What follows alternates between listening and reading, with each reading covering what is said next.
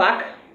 So we have actually looked at some terms. We've looked at glycolysis, we've looked at gluconeogenesis, we've looked at glycogenolysis. I think that was the last class before the video went off. So of course I've said mentioned about glycogenolysis where it occurs. Okay, so we'll be looking at glycogenesis. Glycogenesis refers to the process of synthesizing glycogen. In humans, glucose can be converted to glycogen via this process. Of course, when you eat, when you have excess of this glucose, what the body does is naturally it stores it. It stores it as glycogen in the liver, so that whenever there is need for it, probably in fasting state or starvation or during exercise, or when there is need for it, the body can go back to that place and get it. So we're trying to look at how this glycogen is being formed. So that is glycogenesis. We said refer to the process of synthesizing glycogen. In humans, glucose can be converted to glycogen via this process. Glycogen is a highly branched structure consisting of the core protein glycogenin, surrounded by branches of glucose units linked together.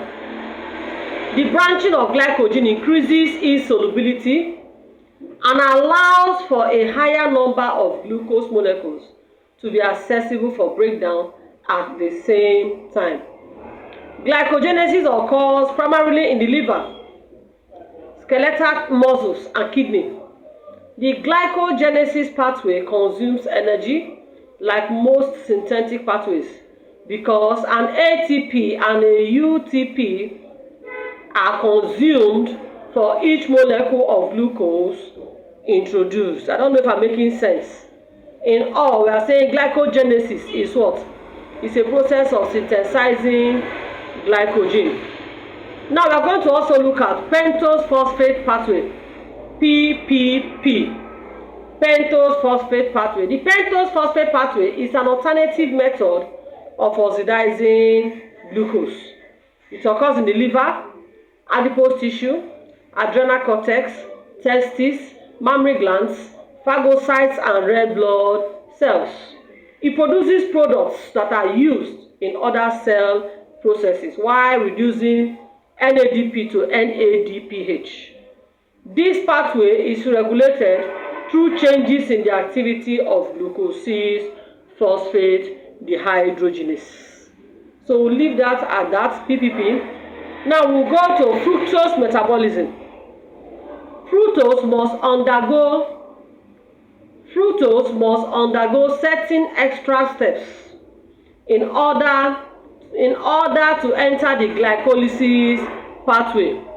Enzymes located in certain tissues can add a phosphate group to fructose.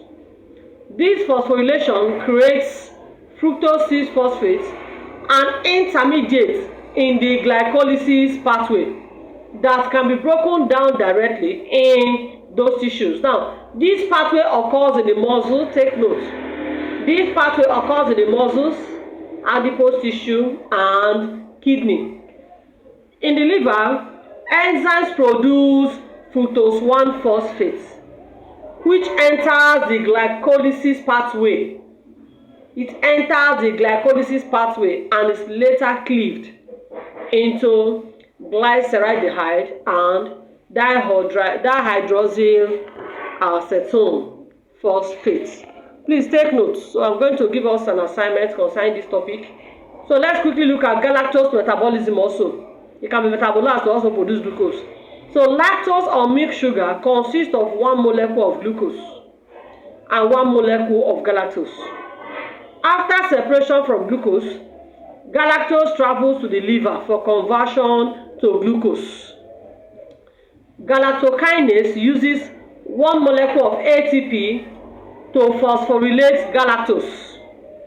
The phosphorylated galactose is then converted to glucose 1-phosphate and then eventually glucose 6-phosphate, which can be broken down in glycolysis. Of course, we have said so many things about glycolysis. So at this juncture, I don't think any of us will say you don't know some of these terms I've mentioned. I've said a lot of things. Even how some substances are other than glucose itself, can be converted to glucose for energy production. So in our next class, we are going to be looking at energy production. How, when one takes in glucose or when glycolysis takes place, etc., etc. Does the body just use the glucose as glucose in quotes? Or does the body just use glycogen to produce energy like that? So it has to go through some processes, and at the end of the day, ATP and some other substrates will be generated, which can be used as fuel for the body. So in our next class, we will be looking at energy production. See you guys. Bye.